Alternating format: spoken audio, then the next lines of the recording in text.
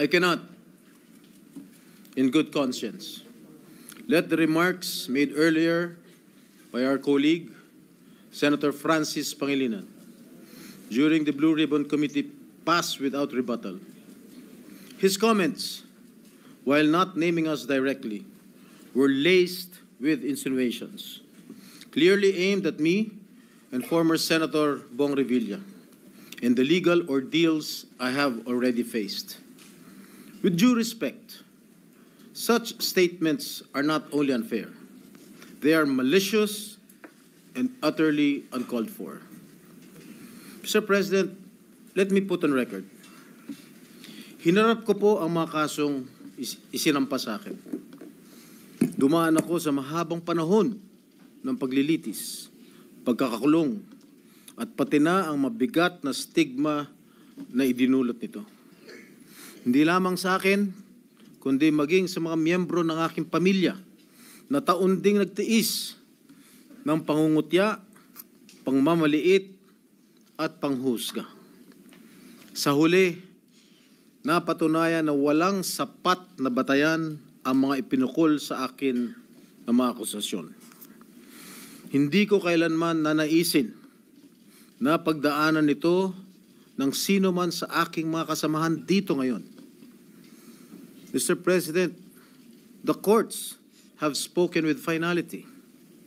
To cast doubt on these decisions is not only an insult to me personally, but a dangerous affront to the judiciary.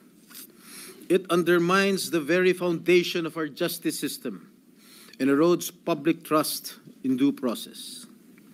Ginoong Pangulo, hindi ako tutol sa sinasagawang pagdinig ng Blue Ribbon Committee. Ngunit, hindi ko pahihintulutan na ang kasalukuyang issue ay gamitin upang idikit muli sa akin ang mga maling paratang at sadyang impluwensyahan ang opinyon ng publiko.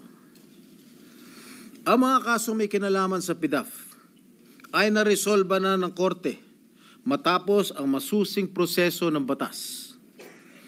To insinuate otherwise is nothing less than an attempt to rewrite history and to malign the integrity of the judicial process. I urge my colleagues to exercise prudence, fairness, and much of all, respect. I too deserve to be heard and to defend myself, whether in this august chamber or before any court of law. I am more than ready to dismantle the baseless lies being peddled in the Blue Ribbon Committee, come hell or high water. And I will not allow discredited narratives to be weaponized for political grandstanding. I will not allow my honor, hard-earned and vindicated by the courts, to be sullied by careless remarks. And I hope the committee, the Blue Ribbon Committee, will expunge from the record such malicious and unwarranted remarks that serve no purpose but to malign and mislead. Thank you, Mr. President.